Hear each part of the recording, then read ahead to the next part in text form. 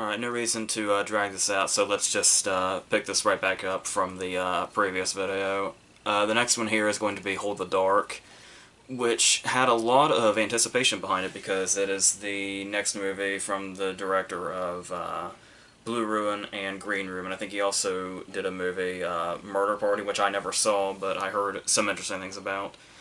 That anticipation I speak of wasn't as high for me personally because I do like Blue Ruin, but not as much as most people do. And I was one of those few that actually didn't really care for Green Room that much. But there was still something really promising with this, that basically, the only thing I really knew about it besides that was the poster and some of the cast lists. So I knew enough that it basically looked like a cross between Wind River and The Grey starring Jeffrey Wright. So that was really promising to me, and it was really nice to get that for about 2 minutes, I think, of this 2-hour and 5-minute movie. I was also kind of getting some vibes of Insomnia with the whole Alaskan setting and the way he's kind of sort of drawn into this sort of mysterious thing that he has to investigate. But yeah, it does, there's something about movies on Netflix by promising directors starring Alexander Skarsgård that just completely decide to not even bother with tone. With this being many months after Mute. Because this sort of feels like maybe 4 or 5 different movies, and I'm just talking about the first 20 minutes. And the thing about that, though, is that in this particular case, looking back on it, it shouldn't be something that's, like, as damning as it is, because even though he seems to be trying to do an awful lot here, it's worth noting it is based on a novel that was adapted by Macon Blair, the guy that was the star of Blue Ruin, that was also in Green Room, and made I Don't Feel at Home in This World Anymore. I think that was the title from last year, the one with Melanie Linsky. He adapted the screenplay, and he also has a small part in it. But the thing about this is that some of the stuff in here, even though it doesn't exactly match up with what came before it, still feels like it could work in a movie that's a bit more competently put together, or a story that's a bit more coherent, I guess. But the thing here is, because it does feel like, especially at the start, when we learn that Alexander Skarsgård is like currently in Iraq as like a soldier or whatever, but the thing here is that when it cuts to this and actually shows him in Iraq, which is something that I don't really think is that necessary, is that it's like maybe 3 minutes after we've been introduced to the whole Alaskan setting and we've set up what it is that Jeffrey Wright's doing here and who the Riley Keough character is, pretty much. And so when we have this cut, it is just like so weird and so jarring. It's almost like one of those, oh, I accidentally sat on the remote scenarios, except you're sitting on the fucking remote like every 2 minutes, and it's just flipping channels constantly. Because like right after the Iraq scene, it seems like it's going to turn into like this sort of cult-themed horror movie in regards to what Riley Keough's character does next.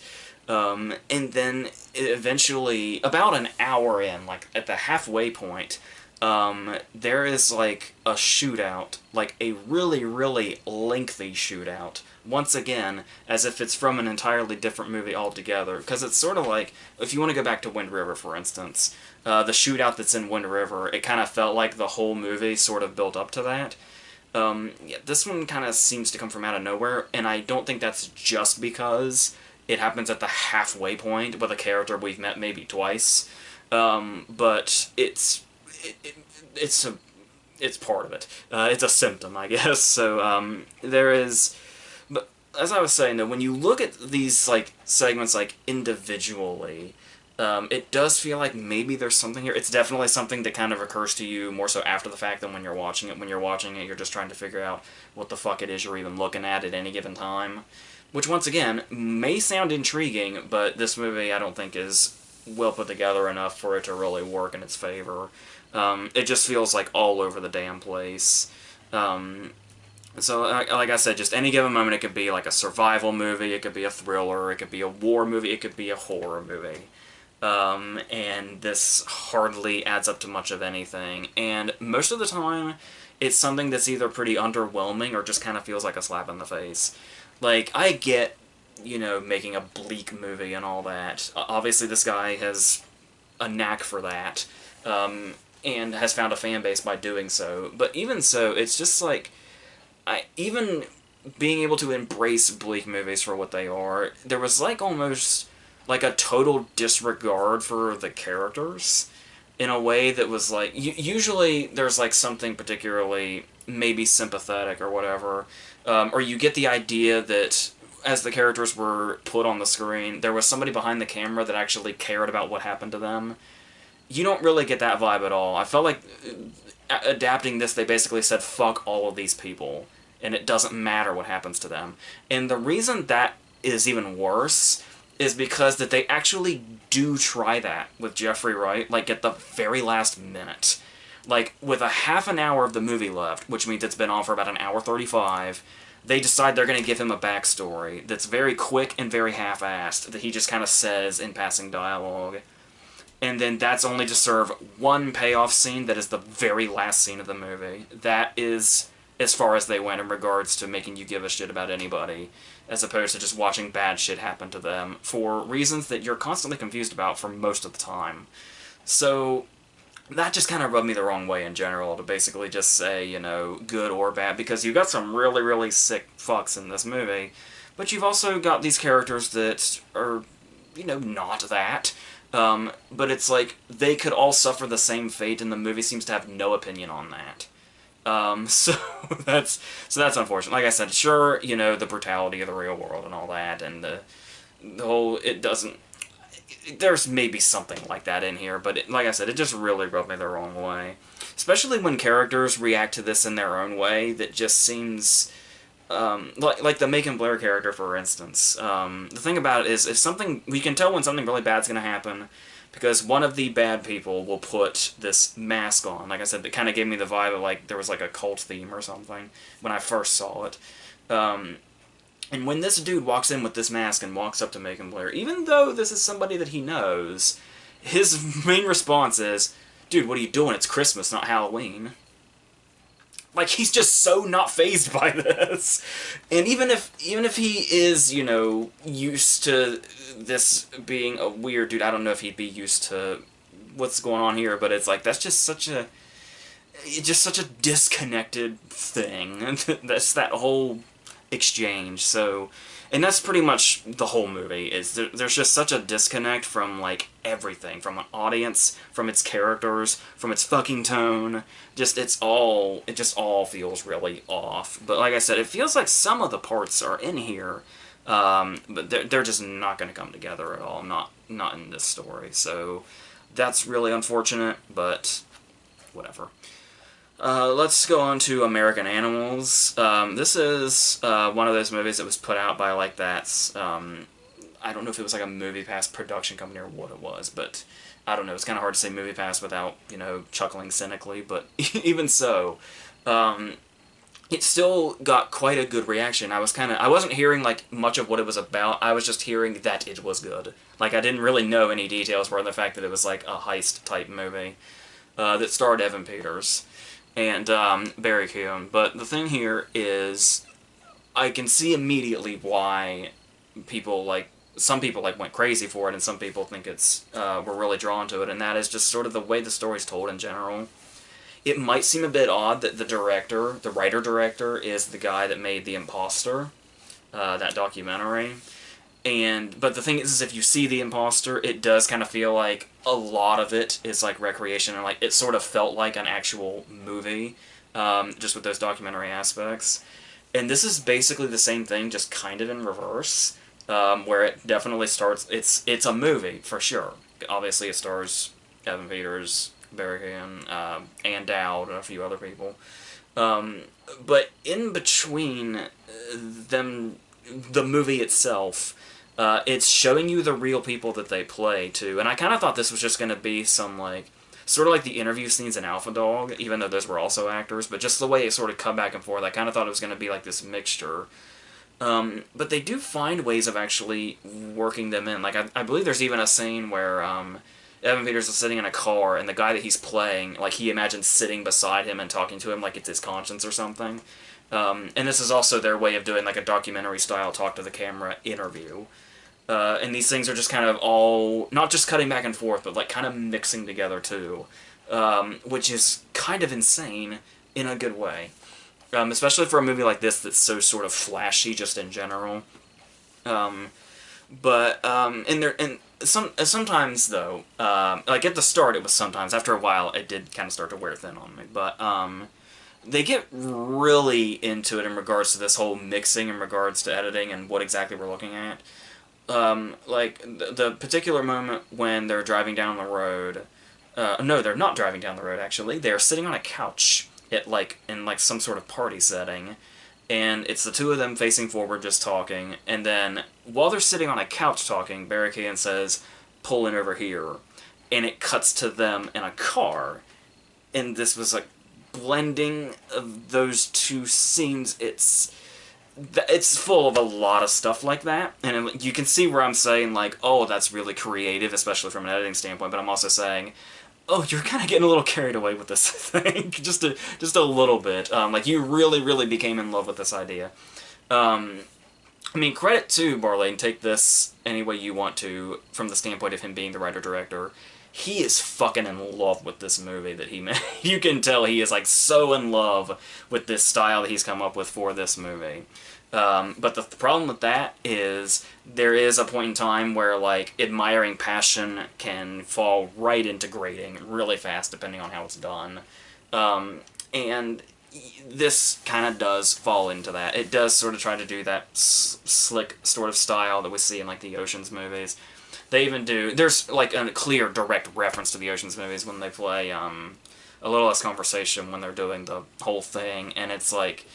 Which was, like, might as well have been the fucking theme song to the first Ocean's 11, but, and that's when it just sort of gets, like, that's the thing, is, like, that style has been really stale to me since Ocean's 11, where the whole, they way overdo the coolness factor, the basically sort of, you know, screaming at you, look how cool and slick our characters are.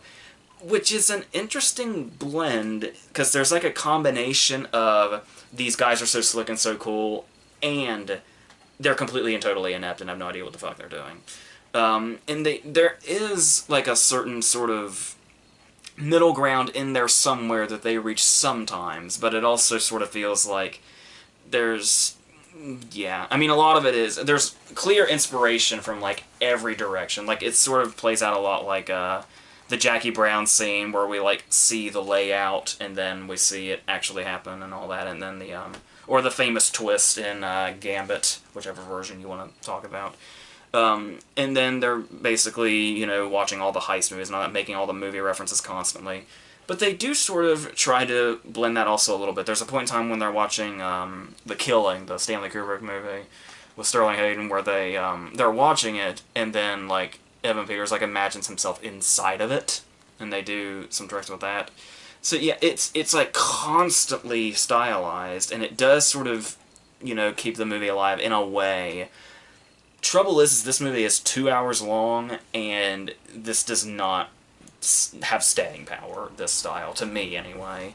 One thing that sort of stood out in regards to this style not working, and when I could really started to be able to tell that it wasn't working after a while, was that in a movie that's this flashy and having this much fun with its editing and has all this stuff going on and just has this sort of constant sense of movement, and seeing all these different things, seeing the interactions between the characters and their real selves among other people, it's kind of crazy how off the pacing is. This movie feels like really, really long. Like when I thought it was sort of winding down and I was starting to feel like it was starting to run out of gas, there was like 35 minutes left. And that felt like a long 35 minutes once I came to that conclusion. So that's unfortunate, and it does eventually, you know, really run out to the point that I was getting a little annoyed with the movie and its style. Like, it ran thin that much after a while. Which sucks because I do love when, you know, he's just going to go for it and really... Like I said, we did kind of see that in The Imposter a little bit from the reverse perspective, but still, just the fact that a movie is trying to be this different in regards to narrative and how it tells the story is really interesting, but eventually... And not only is it a pace issue, but there's also, like... After a while, when it starts to get, like, real serious on us, and it sort of wants to make the characters, like, sympathetic... you do start to wonder if, like, have they really earned this? Like, have they really earned, not just, you know, getting a sympathetic audience, but these guys being able to, like, actually be in the movie and joke it up with the camera, and then basically do the, look into the camera solemnly while we realize how wrong it all went. I know they were, like, young and dumb and everything, but still, and they get really, like, I hope there was some self-awareness here. They even do the thing where it was, like, in what seems to be an attempt to show the realness of it, it felt extremely manufactured. They do the whole thing when one of them, like, gets up from the interview and the camera moves just enough to where you can see the fucking boom mic. And it's like, that may have actually been just the way that happened, but it felt very manufactured, like, it's so real, because this is the real dude, this is how he really feels about all this. Yeah, it's really, yeah, but still... the performances are nice. Evan Peters gets to do the whole big character. I feel like he basically watched Crispin Glover and River's Edge on repeat to prepare for this role. But even with that, though, the characters do feel like the same types you would see in a movie like this. You've got the, you know, revved up one like Evan Peters that really wants to do this and is the one that really gets the ball rolling and is, like, really amped up about it. Barry Keoghan's the one that's basically, like, you know, the audience perspective, the guy that's, like, sort of on the fence about doing it, but he's not too eager, but he's not kind of holding back either, and he's, like, that sort of safe place that the audience can basically put their own faces on. And you got the dude that's, like, way too paranoid, and so on. So it's... Yeah, I thought it fell apart, unfortunately early, given how, you know, well that energy is and all the creative styles about that starting. But it did lose me, like, badly after a while. So that's kind of a bummer, but I haven't, like, it's not hard at all to see why people would really love this, so that's great. Going on to A Prayer Before Dawn, I think A24 put this out, and it seemed like, from what little I saw, it was basically like a boxing movie set in a prison. But that's a pretty big... I mean, that's basically what it is, but it also feels like a huge simplification after you've seen the movie. Because it does feel like there is, like, so much more to it than that. Because it is one of those movies where... Obviously, this is going to be, like, really, really just uncomfortable, and you're just going to feel gross and disgusting, because it's... Obviously, everything's going to be... This is one of those prisons where it's a Thai prison where he has, like... It's obviously kind of got to start sort of like Midnight Express, only in Thailand, and because he's got nobody else, and he's just kind of thrown in there unceremoniously and has to deal with not being able to speak the language and all that. There's no, like, Randy Quaid or John Hurt to sort of interact with. He is, like, so incredibly alone here. And of course it's one of those seedy prisons, so there's going to be a lot of sweat, there's going to be blood, there's going to be piss, there's going to be shit, there's going to be puke, all that stuff, a lot. And a lot of, like, even the fight scenes too, like, a lot of close-ups of just this whole sort of claustrophobic feel, which can get tiresome in the wrong movie, but if a movie does it right, like this one, it can be, no matter how much you don't want it to be, will be very immersive. So, and it's like, it's almost like the way the movie can take you hostage and put you in a place even you don't want to be, really takes a specific talent, because if an audience doesn't want to go somewhere, they're gonna tune out, and this will pull you in whether you want it to or not. And obviously it's also a story of drug addiction, so that's going to take you in all those dire and seedy directions also. But it does have, like, a surprising amount of, like, humanity in it, I guess you would say. It's weird how inhumane it sort of looks and feels. But when you come out on the other end, it does feel like it's, like, weirdly inspiring. Like, in a way that, I mean, I guess it's not weird given the story, but it does make you feel that way. And it also helps that, It is a real story that was actually brought to life by, like, the dude himself, I believe, who, like, wrote a book or something. Played by Joe Cole, who replaced Charlie Hunnam. Now, I haven't seen Joe Cole in a lot, but I did start to wonder if, like, maybe... I know some people think Charlie Hunnam's bland, but I do think he has the talent to where... I feel like maybe there could have been a bit more humanizing to the character if Charlie Hunnam had played him, but there's still definitely... The coldness I was sort of getting from Cole actually sort of pays off a little bit, especially as, like, the movie progresses and we start to see sort of the character morphing a little bit as he goes further into this. So it still definitely works as is. And the way there's also a certain thing about this movie, the way... I was talking about all of the visuals and the gross factor and all that, but also the use of sound is, like, really key. Like, maybe in blatant ways, like, there's one particular cut when there's kind of sort of, you know, general pandemonium like you would have in a prison. And then there's just, like, a cut, and it's just absolute silence as it goes down the line of everybody sleeping. And this is kind of a long cut, where it just shows everybody sleeping in silence. And then there's another abrupt cut, and it's back to another scene of, like, pandemonium, and it just sort of shows you the difference in sound and how jarring that can be in a place like this. In another way, in regards to sound, that is very effective, is there's obviously going to be, like, a rape scene. And when you think of... it's weird to say this so casually, but when you think of prison rape in movies, your first go-to thought is probably the scene in American History X. So I kind of just sort of unintentionally started comparing them. And the conclusion I came to was, you'll notice in American History X, it was very dramatized. As, like, harrowing as that scene is, it's like, it had music playing, there was, like, dramatic slow-mo, you had all the emoting from Norton. This movie just sort of shows you, and there's, like, no music, there's hardly much noise, like, you know, verbally. It's just the sound, and that's all you got while they're showing you. And there's just something so... And I say this is positively effective. It shows how well made the movie is, in this regard also. The way they do that without dramatizing it, like they're just showing you, and it makes it, like, significantly harder to watch than, say, the scene in American History X. But not to say, you know, one is suddenly easy to watch if you've seen a worse version. Just, this one did it in another, obviously more, just, yeah.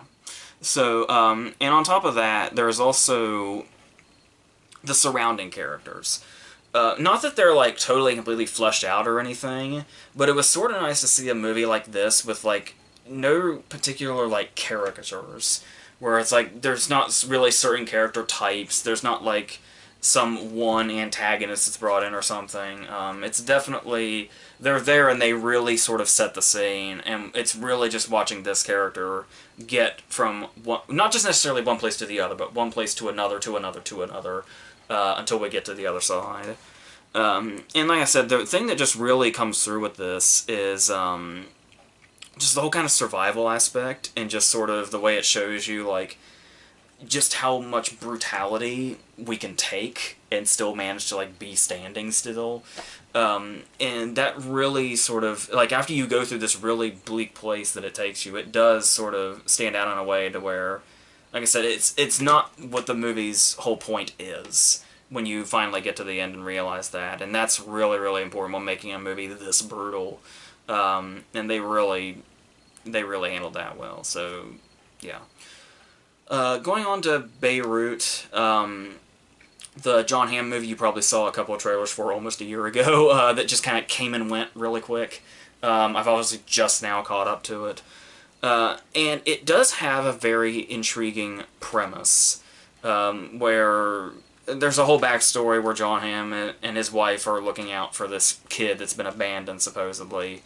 And then the kid's brother ends up being the dude that was basically responsible for what happened in Munich, and comes to get him.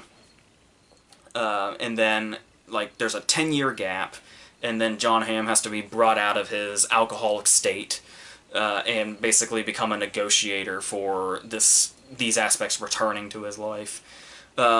And there, as I said, there is something here, but once again, the movie seems to, it's about an hour and 50 minutes, and there are definitely interesting aspects to it. It's, Brad Anderson is the director, who had made, like, The Machinist and Trans-Siberian and a few other things. A very interesting director if you look at his filmography. The good or the bad, he makes an interesting movie. And Tony Gilroy is the writer, who obviously has credits to no end, the Bourne trilogy, Michael Clayton, etc. But the thing here, though, is that it was such an intriguing setup, and with how much you could really make, like, the really traditional sort of thriller out of this, and make something really great. But this movie just seems to be, I don't know if stalling's the right word, but it feels like there's a lot that it's not doing it when it probably should be. Like, there are things that happen that really drive this along, and it really finds the parts that work, and those points that it needs to hit. But those points seem like so far in between these stretches where it just sort of feels like it's doing just that, it's stretching itself out. And it doesn't really, it feels like it takes an awful lot to get to very little throughout the whole movie. And that could be chalked up to a number of things. I do think John Hamm has a very strong character. Yeah, character where he's coming from, but his performance is really what carries it, where he kind of has that authoritative way about him, but there's also something that may be, like, he's ready to go for, but he's reluctant, like, kind of simultaneously. And he finds a way to really make that work, but also, when he gets into those moments where he really has to go for, where the scenes are starting to get really big, he's very reliable throughout it, and he's kind of a smart casting choice in general in him. But it does have, like, it is a Tony Gilroy script, so there'll be times where, like, the dialogue may get a bit lost in, like, terminology, where you kind of feel like you're sort of deciphering a third or a fourth of the dialogue as it goes along, which may make it a bit hard to catch up. But there's also, I mean, I suppose if you want to compare it to something, the look and the plots aren't really similar at all, but the look and the style was reminding me a lot of, if anybody saw Kill the Messenger with Jeremy Renner. It kind of felt like that a little bit, like in its style, but I found that movie to be much more engrossing. But yeah, and it feels like really that it's all over the place also. Like when I talked about how it just sort of feels like it's killing time, where there's a particular segment, like a whole segment of the movie, where they're trying to figure out exactly where the different hostages are so that like an exchange can be made. And so they're like, he has to go to Beirut, where he started at the beginning of the movie, and sort of like, you know, because a tragedy happened here, he's basically reluctant to revisit it, but he's here now for this assignment. And then once he's in Beirut, he decides that wherever they need to go is probably Israel. So they go to Israel, just basically for a whole thing to play out that says, never mind, we need to go back to Beirut. And that's like a whole segment by itself that hardly amounts to anything at all.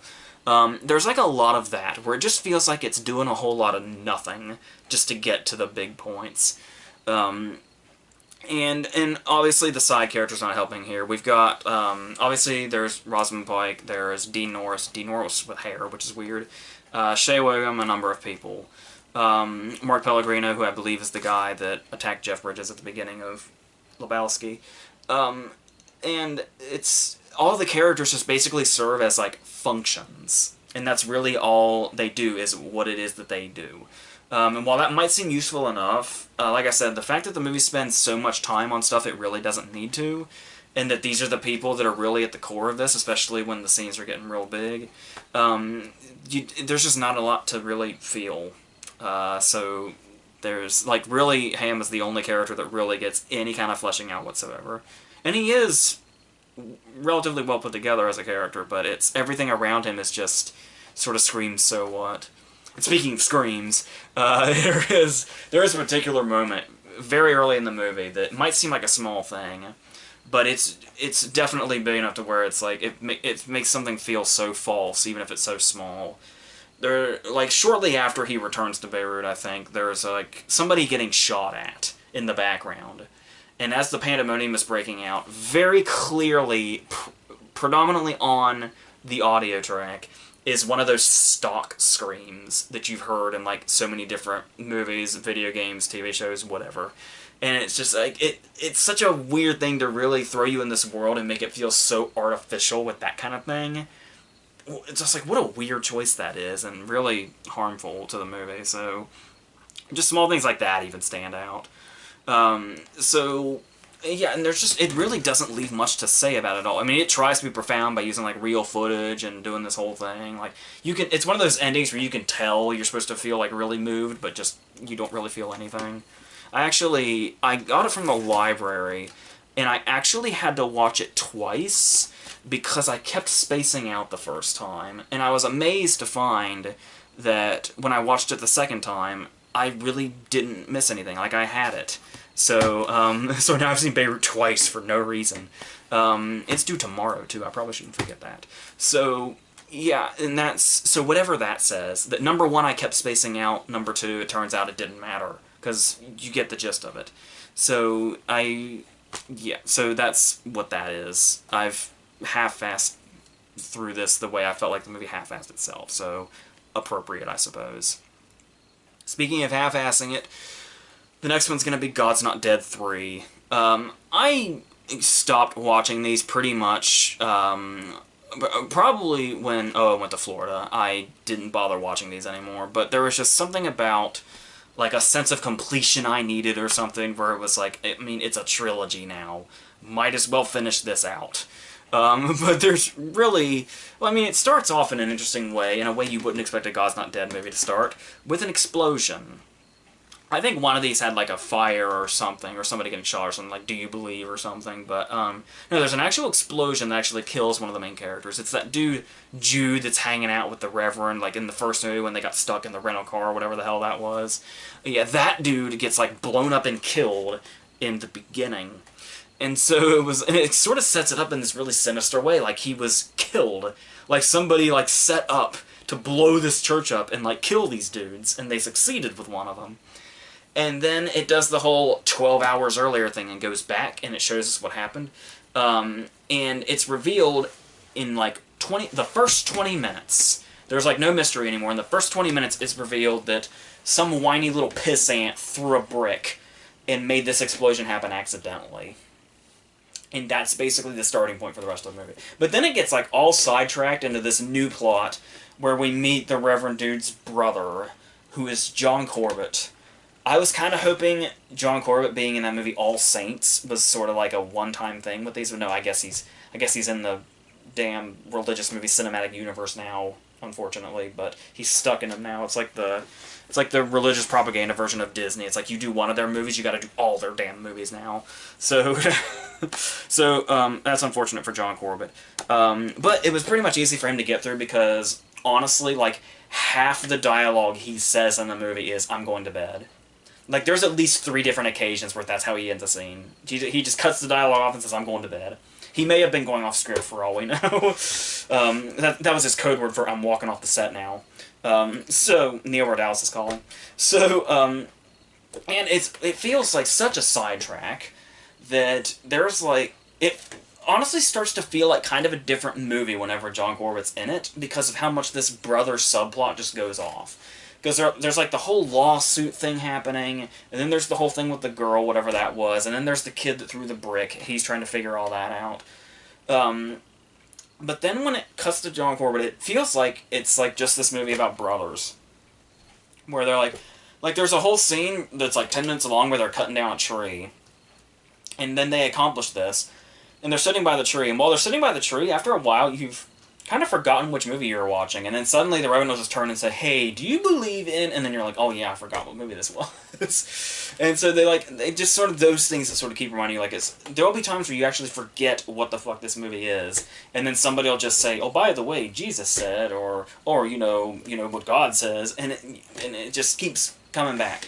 And what's weird about that is that the thing that always bothered me about these movies that I pretty much tried to rush through because it's what you can say about all these damn things, and that is the fact that just the way they seem to, like, prey on these impressionable people, that really, I mean, not to get into this whole thing, but it's like, what they would have people believe, going on to the extreme, like the whole thing about Kevin Sorbo was an atheist in the first movie, so his karma was that he got hit by a car and died, that kind of thing. To make impressionable people think that, and whether you think if they're that impressionable they deserve it or not is another thing, but to take impressionable people that may actually believe this, if you put it on a movie screen, that this will happen, is like so incredibly irresponsible, and just, you can't even imagine where somebody could be coming from with this. And that's been the problem with all of them, and it almost seems like this movie almost made an attempt to fix that problem. Because you do actually have scenes in this where they say, like, somebody says, like, it's okay to ask questions. Like, I know, like, stories in the Bible are, like, so outlandish. It's okay to say, like, God won't punish you if you say, can this actually be? And stuff like that. Well, there's the other thing that really seems like the movie's having a revelation, where they say, the girl's talking about how younger kids don't go to church because it's getting harder to understand. Like, the church is against so many things. You're starting to get unsure what it's even for. And it was like, holy shit, did this movie just say that? But, like, every time they seem to have that own sort of epiphany, it's just, they just bring it right back to where they always do. And it's like it doesn't learn its lesson. And it's like, just when you think maybe they're being more open-minded, and which has been the death nail for all these movies, if you'll excuse the phrasing, there's... Yeah, but it just always comes back to this, and it doesn't even, like...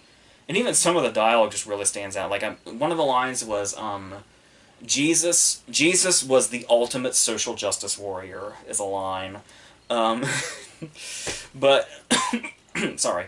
But then there's also this Reverend character that seems to be as off-balance as the story and the message. Like, in the first two movies, I think, as far as I can remember, I don't know for sure, but I recall him just always being, like, the whole rental car thing was, like, all about, I always have a smile on my face, because I always, God's always here and all that, or whatever he was doing, where he's just, like, constantly okay and confident, is actually rather violent following the death of Jude, I guess you could say is what prompts this, where it's, like, when he will, like, shove people, he will want to get into fights, he will get angry, but the thing here is that this feels like you could, defend it and say, wow, it's actually a character reacting in a way to something that happens in this movie, where that's how he's reacting out in anger to the death of his friend. But then it's like, a lot of his anger also comes from the sibling rivalry with John Corbett, and it's like, which one is it really coming from? And the fact that you even have to ask, whether it be the death of a friend, or he's jealous of his brother, is like what he's beating the shit out of people. These are two hugely different things, but that's the movie for you. That's a God's Not Dead movie for you. So, yeah, so I don't even know what else I can say about these that I didn't already, that I haven't already, because it's just the same thing, just kind of over and over again. The same, poor, irresponsible messages, the same, weird propaganda feel. It's all, it's just all kind of gross, and these movies just really have always rubbed me the wrong way, and that's probably not going to stop anytime soon, so, yeah. So let's go on to On Chesil Beach. This is not God's Not Dead 3. It is another movie. I feel like there's quite a few of these. An Ian McEwan book that's been adapted to screenplay form by him. And despite the fact that it's based on a book, it feels a lot more like a play, where it's mainly like this sort of one setting. It also kind of gave me the vibe of... Oh, what the hell was that movie called? With Justin Long and, like, Emmy Rossum, I want to say, that had, like, the weird cinematography. Oh my god, I totally forgot the name of that movie. But it kind of reminds me of that in the way that it's, like, one setting where it's this couple trying to figure a certain situation out while it continuously cuts back to how we got to this point. Like, how they met, how they interact with their family, what exactly the issues in their family are, until leading up to this one moment where, they're on their honeymoon and they're trying to consummate their marriage. But the thing is this is like 62 or something, where basically talking about sexual issues as just like a complete society, don't do that, it's forbidden and all that, it's taboo and all that. So they basically have to deal with the fact that they can't consummate their marriage, and and the troubles that come with that as we cut back and forth. And obviously the main selling point here, like the only real thing that probably got the movie any attention whatsoever, is the fact that you've got Saoirse Ronan plastered on the poster. Despite the fact that this is like really fresh off of Lady Bird, and she's like front and center in it. It's weird how like off the radar this movie was. I saw like promotion for it on Regal's website, and that's like the only way I knew about it prior to coming across it. So that's kind of weird, but it does feel like sort of very similar to that. Basically, like, you take her character in Brooklyn and Lady Bird McPherson and you just put them together, you've basically got this character. And you sort of kind of found a middle ground in the time frame as well. So, and there's really not much going on with this. It does sort of feel like, it is one of those cases where you sort of want to say, how would it have been to maybe be closer to a play and maybe just have the scene of them in the room and make it the one setting with the two characters and all the dialogue? How would that have turned out? Probably something along the lines of like an even more prolonged Linklater scene, sort of like the final half hour or so before midnight, something like that, only instead of the point being that they're an experienced couple and they've been through all the years, it's them basically just starting and the awkwardness that comes with that. But not near to the effective degree. So, but yeah, so we do have these sort of flashbacks, I guess you'd call them, where we've got like Emily Watson doing the stern mother part, and Anne-Marie Duff on the other side. But there's really just not a whole lot of interest here, and a lot of times also there's like a huge tonal problem. Like, there's a point in time where we see, like, Anne-Marie Duff's character is, like, brain damaged, and that's one of the big problems in his family that's messing with things. And we see how this happened, and obviously it's this terrible thing that, like, really messed up their family, like, good, like, forever. And I honestly cannot tell if it was played for comedy or not. Like, I'm still not sure, thinking back on it. That's sort of a weird place to be, and there's a couple of scenes that do feel like that. Particularly, like, and obviously it is trying to have a sense of humor about itself sometimes, but not in any way we haven't seen before. It's obviously because there's a whole, problem with, their sex life or whatever. You're going to have the very cliche scene where they're sitting in a movie theater and they're, like, in the center, and everybody in the theater is a couple that's making out except for them. That scene's in here, unironically. And that's basically the thing that keeps the movie alive is the performances, as you would probably expect. The dude is a guy I don't recognize right away. I've probably seen him in one or two things. I think his name is like Billy Howell. And he's surprisingly good, and I say surprisingly because it was one of those cases where I was watching the opening credits and I was a little surprised to see this guy credited under Saoirse Ronan and then the title. It was like, because when I saw his name I was like, who is this guy? And it was even weirder that he was pre-title. Like, his name was before the title. It was like, so this dude's clearly a big deal in this movie, but I have no idea who the hell he is. But it's not a bad performance at all, and they work off each other nicely. Particularly in, like, and yeah, if you're, like, really tired of, like, big, domestic fight scenes or whatever, this is gonna bore you to tears. I could have taken it either way. Like I said, it does sort of, it's actually probably better off in its comedic moments, even if they seem like, light and cliche and nothing we haven't seen before. It did just sort of seem to ring true a little more than the really big dramatic stuff. Especially, like, the big scene that's so big it's the poster. But there's little comedic moments, though, like when she's reading, like, a health book, and it's describing in great detail how sex occurs, and just the horrified way that she's reading this out loud, and the certain aspects of it that she's reacting to in this horrified manner. Stuff like that actually works fine. It might seem a little forced, like I said, and cliche, but it actually does work in those sense. But that's so few and far between. The movie does feel like 95% drama, And sometimes, like I said, when even you can't really tell for sure if that is what it's going for, then that's, yeah, we've got a problem. So, and then it really jumps the shark towards the end when there's a jump in time. Because we jump ahead about, like, a decade or two, and then after we've jumped ahead a decade or two, we jump ahead 2 or 3 decades more. And it feels so, it's weird. It's like this really sort of prolonged epilogue, but yeah, and they do, and the makeup, this really hideous age makeup, is, I don't know what the hell the last 10 minutes of this movie was. No idea whatsoever, but obviously it's, trying to say some things about, the whole, how this was taboo then, and how there's, about the sexual dynamic, there's something like that in here, but it's just so sort of tired and lost in this melodrama that it really doesn't even matter anyway. But, like I said, it's hard to tell where this movie would have ended up if Saoirse Ronan wasn't the lead. It probably wouldn't be. I probably wouldn't even know it exists right now. I'd probably, like, come across it in the back sections of the library or something, but, so that's all that is. So, let's go on to The Catcher Was a Spy. This is weird. This is the story about this is that, Paul Rudd, this movie is a drama, by the way, Paul Rudd plays a famous baseball player who is basically recruited to be a spy and kill. It's like, the plot of The Interview? It's basically that, only it's, Paul Rudd sent in to kill Mark Strong before Mark Strong builds a nuclear weapon.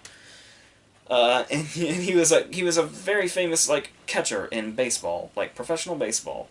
And it was really funny, is the movie knows how you feel about this.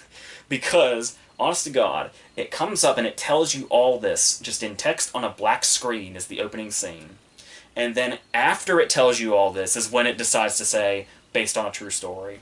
As if it heard you asking, is that true? Like, who would believe that? Yes, and just to make it even more unbelievable, he's played by Paul Rudd. And like I said, it's pretty much a drama. So, like I said, the whole movie almost feels like sort of an elaborate joke. Like a movie you'd see inside of a movie or something. But no, it's real. And it sort of teases us in the wrong way, because when it begins, after we get that introduction, it's like immediate. It throws us like right into it. It's Paul Rudd sitting across the table from a dude, and Paul Rudd saying, "So you want me to kill Mark Strong, do you?" And they're like really discussing it, and then he's like being sent off to do it. And it's like, holy shit, this got started fast. The movie's only like an hour and a half, and it's like, man, how tight is this gonna be? This is gonna be like really, nice and cut down. Let's see like how tense this gets. Then we go back to however many months or so it was earlier, and we get the whole backstory. We see him as a baseball player, we see him having marital issues, he may or may not be gay, there's a sex scene for some reason, and honest to God, I just said the movie's like an hour and a half. 50 minutes in, we've about come full circle. So, promising start that they just said, fuck you, forget it. This is not the movie you came here for. We are so gonna get the scenes of him having a bland-ass marriage and bland-ass scenes of, like, everything you'd see in a period piece. Them going to gatherings and dancing in their, 30s clothes or whatever, just because it's a period piece. The end. And then eventually we get involved. And it's really weird, too, because you take Paul Rudd out of the equation, and the rest of the cast, which is huge, totally fits in this movie. You got Jeff Daniels, you got Paul Giamatti, you got Sienna Miller, Connie Nielsen, Tom Wilkinson, and I think I'm forgetting a couple people. It's a big-ass cast, like I said, belongs in this movie, which makes Paul Rudd's miscasting stand out even more. And I sort of wanted to come in here and sort of take up for him and say, like, whoa, kind of surprising to see Paul Rudd in a role like this, but man, he actually kind of did something with it.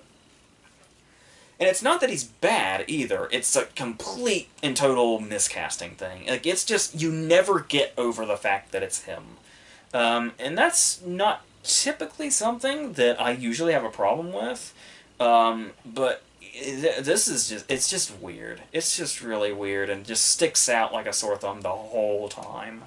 And after a while, you just kind of don't know what to do with this. And the director's an odd choice too. The director is Ben Lewin, who did The Sessions, the John Hawkes Iron Lung movie with Helen Hunt.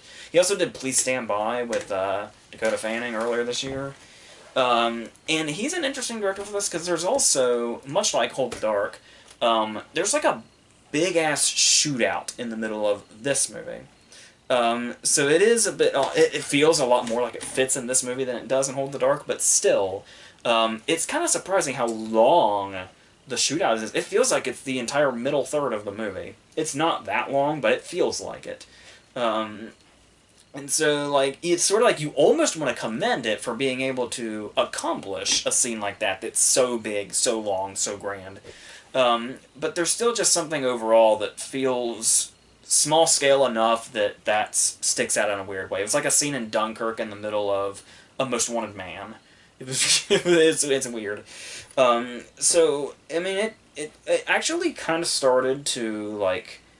I mean, as it went on, I got more invested in it than I expected to, especially when it actually got to the point when the movie started, to where it started to win me over a little bit.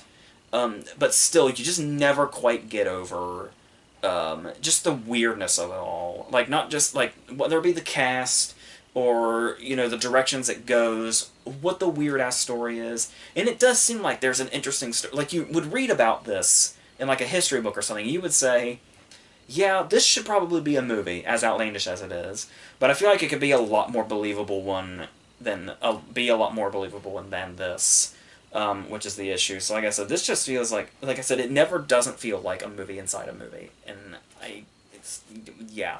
But I mean, like, it's watchable for however you want to take that, whichever direction you want to take that.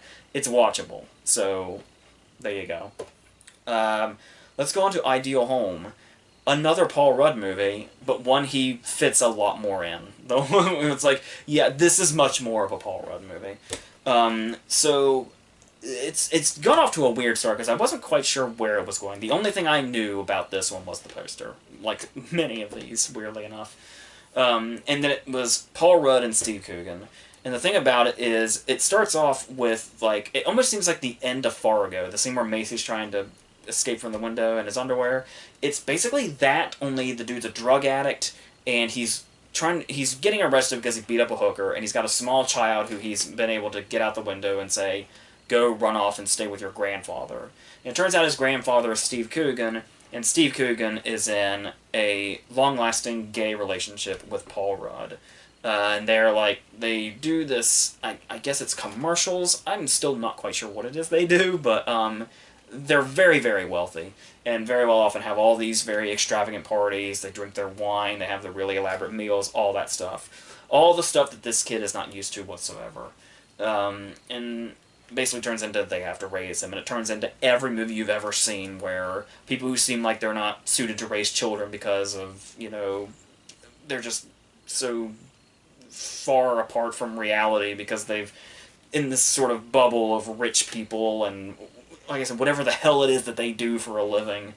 But they will eventually, you know, put apart their differences. The kid will learn to love them. They will learn to love the kid, even though neither one can stand the other for a while there, etc. And then, obviously, things will come in to break them up, whether it be Alison Pill as child services, or maybe the father will come back in. All those predictable points. So, what the movie's going to really have to rely on is the fact that the stars of the movie are Paul Rudd and Steve Coogan, as a gay couple, no less. So, you can still do a lot with this.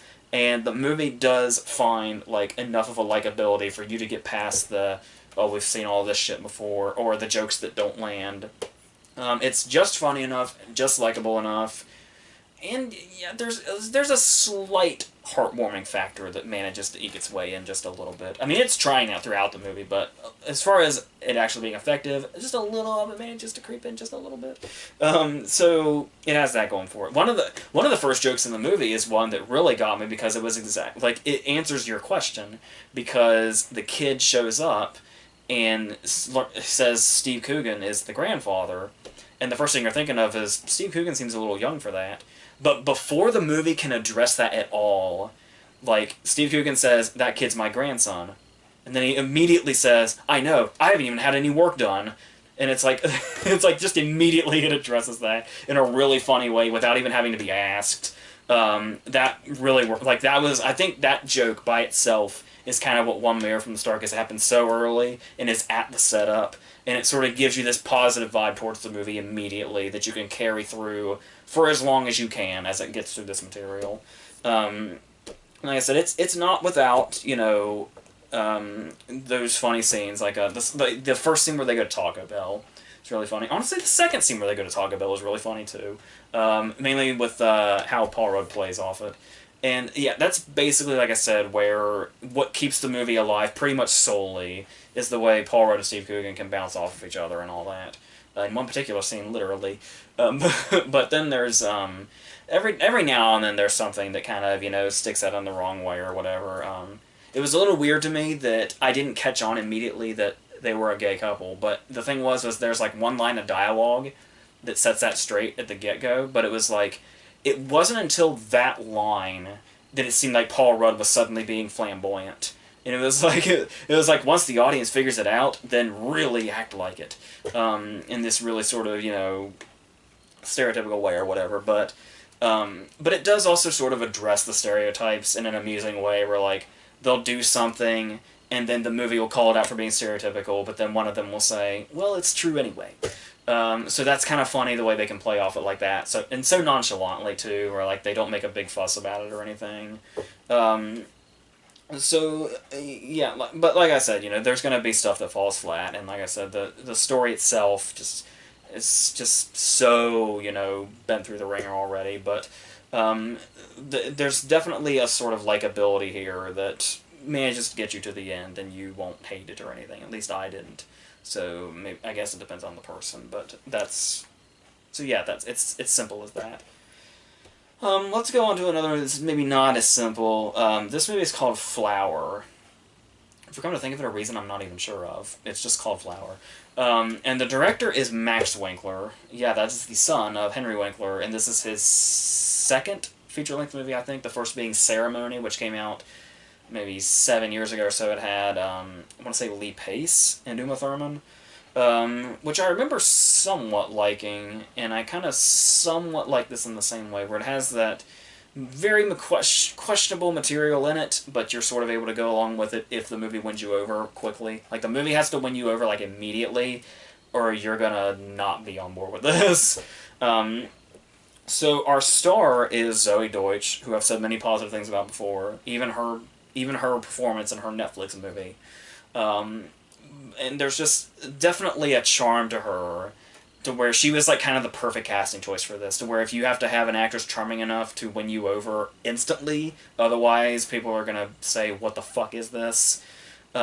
She is a character who lives with her mother, who is Catherine Hahn, and her stepdad, who is, or her soon-to-be stepdad. It's still her mom's boyfriend, but he's like the most serious boyfriend she's had. And that is Tim from Tim and Eric. And this is a girl that basically, we learn in the very opening scene that giving blowjobs is second nature to her. And she's basically doing it as blackmail to cops or any other adult because she's only 17. And the money that she blackmails out of them, she's using to bail her dad out of prison. That's just the setup. That's not even the plot. That's just the setup to this character. The plot is the fact that Tim's son is getting out of rehab because he has a drug issue, and he's also one of those kids. He's a big kid, like he's a fat kid, but he's one of those kids where he even says that he was sent to fat camp and he came back fatter. He's that kind of guy. So, and against like any sort of help or anything like that. So of course, Zoe Deutsch is going to try to get him. At first she's very reluctant because it's like, oh, I thought he was going to be some hot guy, or oh, I thought he was going to be, you know, at least interacting, but this is some weird dude. But then like just very, very quickly, she like becomes hell-bent on getting this dude to open up. I mean, it starts with her being offered $20 by her mom to do so, but it becomes, there's like sort of a weirdly immediate connection here. To the point that even though she finds him unattractive, she offers to give him a blowjob if it'll get him back inside.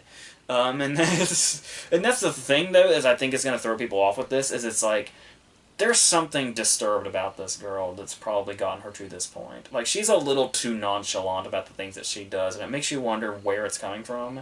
And the movie never explores that. It's just the character. And that's probably going to put a lot of people off on this, watching her. So once again, her charm really has to go a long way for you to latch onto this character. And for me, for the most part, it worked. It does feel a bit... There was more than one occasion where the term Manic Pixie Dream Girl went through my head while I was watching her, but still, she's still able to do that enough to where I feel like it didn't detract for how I felt about the character herself in regards to how I didn't want to see anything bad happen to her. But the thing here, though, is that the plot of the movie, which I still haven't even gotten to, is this is all the character work, which is kind of where the movie... really has that asset. This is how much goes into the character work of a 90-minute movie, that I told you all this and we're still not even at the plot yet. The plot is the fact that this kid was apparently molested by Adam Scott, who Zoe Deutch and her friends see hanging around the bowling alley all the time, and they basically want to help this kid and maybe give him some catharsis by using that blackmail stuff that they do to get back at Adam Scott for molesting him. So, which probably has a lot to do with his drug problem and the fact that he was accused of lying, there was, like, no evidence and all that stuff. And so, yeah, it does go in places like that. But there is something interesting that the movie does, sort of late in the game, which is when we really get into Adam Scott's character, like when he's really kind of in the movie, as she's sort of pretending to be into him so that she can investigate him. There is another, and it sort of goes into the she has fucked up qualities that the movie doesn't seem to go into. There's like this sort of ambiguity of when she's sort of doing this to sort of lure him into this blackmail trap. There's the question of if she's like actually starting to be genuinely into him. And they sort of kind of keep that ambiguous like the whole time, which is really interesting. And there's also the question of when we hear Adam Scott's side of the story to her, and he's like so convincing that it actually starts having you question the whole plot, like whether he's guilty or not. And when they have ambiguity like that, is like really when the movie sort of takes these turns where it's kind of like, it's either going to make it worse for you or it's going to make it more intriguing. And I was kind of more drawn into it. I wasn't so much into the whole whether or not she's into him thing as much as I was the did he or did he not do it thing. But also it does turn out that some of these questions aren't even that important given the directions that the movie goes. And yeah, one major direction it goes is like, it basically feels like the whole, well, we didn't know where else to take it, so we went in this direction route, where like most movies that sort of have setups like this go. You sort of, like, we've done that a lot before, and it lost its shock value kind of a long time ago. Some movies can still make it work, but this one it did sort of feel like, well, yeah, of course I went in this direction, so now what? But I don't know, like I was saying, the one thing that really kept me into this was the Zoe Deutch performance. Like, there's just the way she sort of feels distance in general, like, sort of adds sort of a reality to her that sort of is walking the line between the whole Manic Pixie Dream Girl thing and the, you know, feeling realistic. But there's a point in time where she's never been close to the Tim character, but so there's a point in time where he's like just really been through it, and he's just really going through a situation here, and she just like, as if she doesn't know what else to do, just like sort of cluelessly pats his shoulder like she just doesn't know what else to do.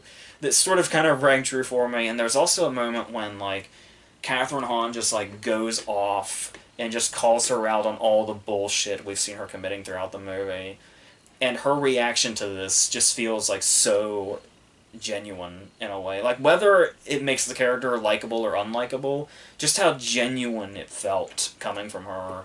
And the fact that it's not a big reaction really struck a chord with me too. So, yeah, so like I said, it does go in directions we've seen so many times. The thing that really doesn't help is that the ending sucks. Like, I'm not gonna tell you what it is, but the ending fucking sucks. And it goes in a direction where, like, obviously the whole movie has a weird, sort of unsettling vibe to it, and you're not really sure, like, just how skeevy to feel. It goes in a direction that is, like, weirder than it needs to be. It did not need that, like, at all, to go in that direction, but, there you have it.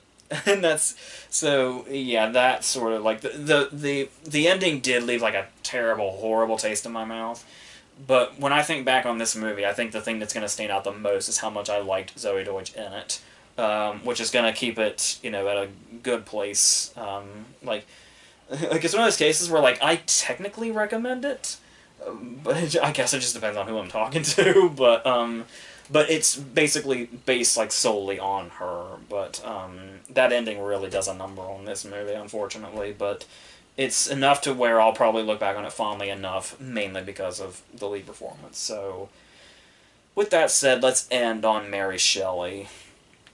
Mary Shelley is a biopic about, of course, Mary Shelley, the author of Frankenstein. Starring Elle Fanning. What the hell was I just talking about?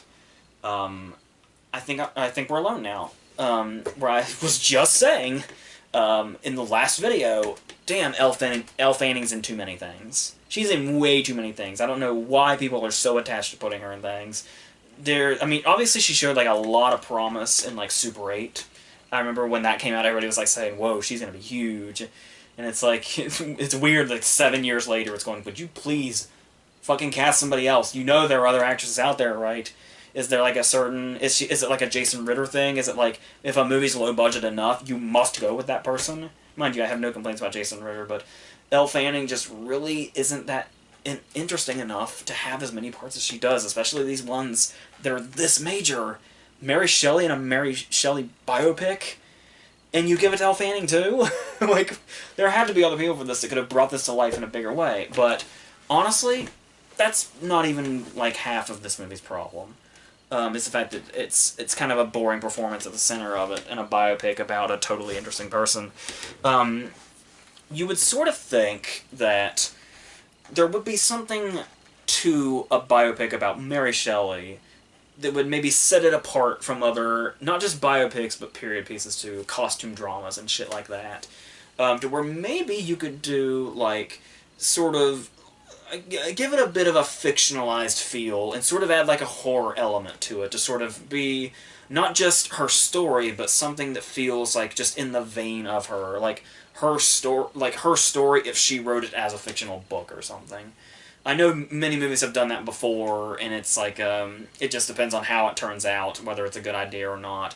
But here in particular, when you have someone that created, like, one of the most famous horror stories ever, and you create a movie about her that is just nothing more than your average costume drama, it feels like you should start taking liberties. Like, big liberties. And this movie has no interest in that shit whatsoever. And you look at the cast list, and it's not just Elle Fanning, but it's sort of like, you see, like, Douglas Booth and Tom Sturridge, and you're like, oh boy, I'll bet the personalities really just burst off the screen in this one with that kind of cast. And Tom Sturridge putting on eyeliner and just acting like a weird fuck in general is, you know, I mean, it's more interesting than some of the stuff you do, but still, there's nothing interesting about this movie or the performances in it.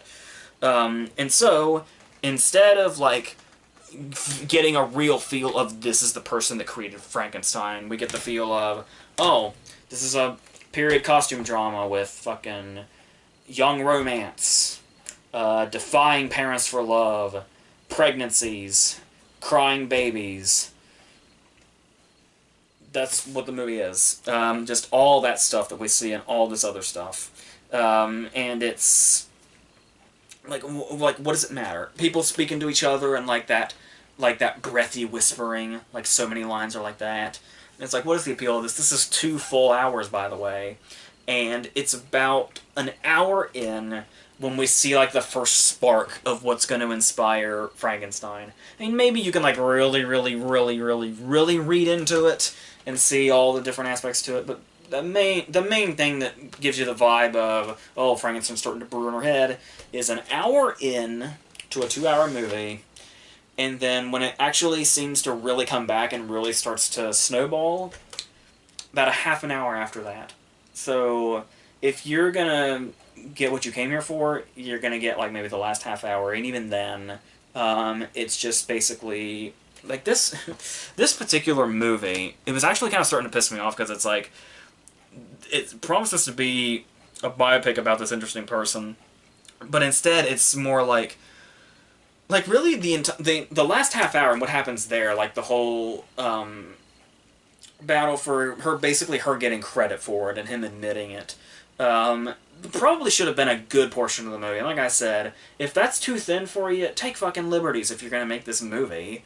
Because as is, this movie is like every fucking thing that I hate about this damn genre. Where it's like there's nothing really interesting to be had here. There's like the closest thing we get to like something happening for a while is he breaks into the room and he like has to wake her up and he's like, come on, we have to go now. And you're like, whoa, what's happening here? What's all this? Like, how does this fit into everything? And it's like, come on, the creditors are coming for me. And it's like, holy fucking shit, creditors? That's why we're waking up in the middle of the night and running out like there's gonna be a fucking hurricane? Oh shit, the creditors are coming. The movie just got real fucking interesting. So that's what you have to look forward to. That's all that's here, pretty much. And there's the whole... I don't know. I don't know how else to approach this. I just hate this shit so much. It's also one of those cases where the story is so damn thin, despite the fact that they're stretching out to 2 hours. Reuse shots. They do use the reusing shots thing. They do play it up like it's a sort of in her mind thing, or like it's her mind putting stuff together, or having dreams or whatever. They're fucking reusing shots, is what they're doing. And it just, like I said, it just feels like it's really, really, really stretching itself out when it's got nothing. It's got about 15 minutes of story. And it wants to be a 2-hour costume drama. And I don't know... And this is all leading up to... Even though I said that, like, the end is what the most interesting aspect is, and probably should have been what the whole movie was, just stretched out, they still find a way to make this finale awkward. Because it's like they're all standing around, and he's like admitting it's like she wrote it all, she didn't need any guidance, nothing like that. Then she comes out and they do this whole romantic thing, and it's like all those dudes he was having this meeting with are just like standing in the background while they have this big, dialogue, this big romantic dialogue that ends with them doing the big kiss. You just have these old dudes like in wigs just standing in the background, like almost like they're intentionally trying to not look at this. What's happening at the center of the room. It's ridiculous. So that was a fucking slog, and thankfully the end of this. So that was your 20 movies I had to catch up on, and there's still stuff I haven't caught up on, but it's probably... they're not important enough, really. We'll see what happens. But next week is going to be pretty packed, because we've got Star is Born, we've got Venom, I'm finally going to see A Simple Favor, I'll probably do the Maniac miniseries, and 8th Grade is on digital now, so I should be checking that out. So, at least 5 there, so that'll probably be it. And then we'll go from there. And then the following week we have, like, First Man and Bad Times at the El Royale and all that stuff. The interesting stuff. Then Halloween after that. So, it's gonna be fun. So, yeah, until all that, that's it.